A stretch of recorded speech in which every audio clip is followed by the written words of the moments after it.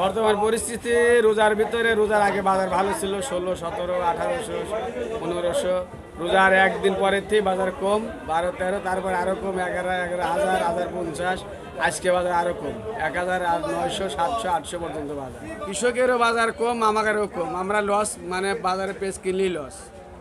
ভাই বিক্রি করলে আমি একবার 950 টাকা দেওয়ার আমার তামানি লস ভাই। খাতেতে কাঁচার বাজারে আমার 1800 1500 পড়েই গেছে ভাই।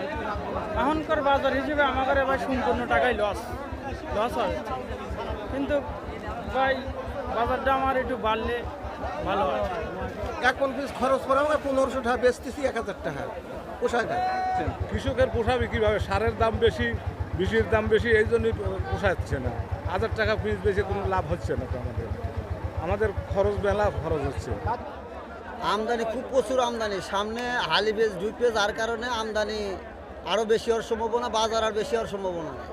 এটা হলো আপনার 1100 টাকা মন, এটা আমদানি বেশি কারণে। কিন্তু হালি বীজ হলো আপনার কিছু বাদাই রাখবে, কিছু বেচবে, ওটা 2800 টাকা পিস বিক্রি হবে, এর নিচে হবে না।